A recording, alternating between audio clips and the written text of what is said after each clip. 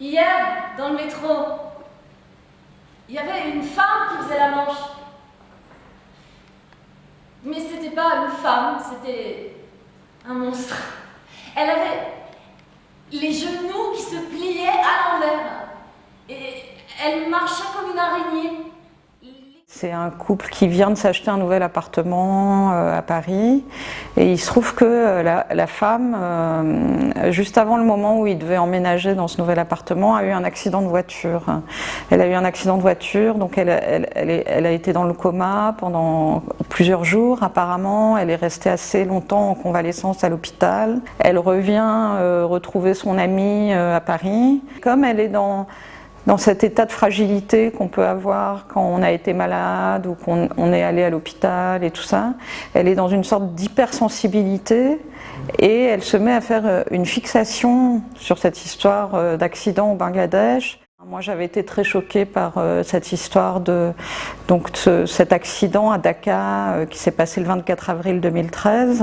Quelle est la force du théâtre par rapport à un documentaire qu'on verrait à la télévision? Quelle est la force du théâtre par rapport à un article qu'on pourrait lire dans le journal? D'une certaine façon un peu pour ralentir justement, pour ralentir le temps, pour qu'on s'arrête sur un moment de l'actualité qui passe très très vite, qu'on pourrait avoir oublié 2 jours plus tard, alors que si on va au théâtre et qu'on prend le temps de raconter l'histoire d'une de ces personnes, tout d'un coup c'est une chose qui est beaucoup plus forte pour nous.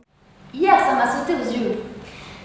Tous ces panneaux sur les murs du métro, tout doit disparaître, promotion, moins 40, moins 50. On a à la fois la vie du couple, leur vie amoureuse, leur vie intime, et tout d'un coup c'est complètement déréglé et bouleversé par un événement historique et par ce système de la mondialisation sur lequel ils n'avaient pas tellement réfléchi avant et qui tout d'un coup ils s'aperçoivent que ça a un impact sur leur vie, sur leur existence quotidienne en fait. Je suis là. Tu es là, on est là, c'est déjà énorme. Énorme, trop serré. Et on vivait sans savoir, c'est si fragile, si ténu. J'étouffe là, ici, j'étouffe. Mais c'est dans ta tête, uniquement dans ta tête, elle te va parfaitement bien. Oui, mais non, allez. Il y a une troisième interprète, Anousha Scherer, qui est danseuse et qui est spécialiste de la danse traditionnelle de l'Inde, le Bharatanatyam. Donc le spectacle aussi joue sur le mélange entre le théâtre et la danse.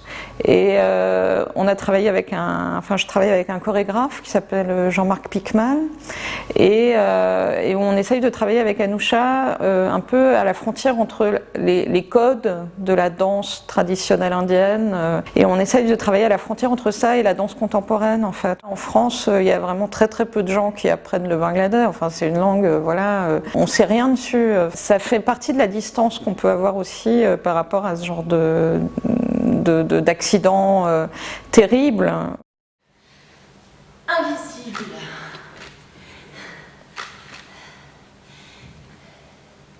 Glissière shorty microfibre en tropézienne isolante à balconnière. Avec Violaine, on s'est dit que le vêtement c'était un objet intéressant. Il y a une sorte de paradoxe entre un objet qui est à la fois le plus proche possible parce qu'il est près de notre corps et puis l'objet qui est en fait le plus lointain, qui vient vraiment de très très loin. L'industrie textile aujourd'hui est entièrement délocalisée très très loin de chez nous. Ça coûte rien pour des sommes dérisoires de production à l'autre bout du monde. On ira jouer à Dijon aussi, au théâtre Dijon-Bourgogne. Donc au Parvis Saint-Jean, fin janvier. Avant d'être associée cette saison au CDN de Besançon, j'étais metteur en scène associée à Dijon avec la direction de François Château à l'époque. Voilà. Donc c'est là qu'on avait créé la Charrue des Étoiles d'ailleurs, qu'on était venu jouer ici. Ouais. Marinière d'accord pour des franges brutes, bikini pas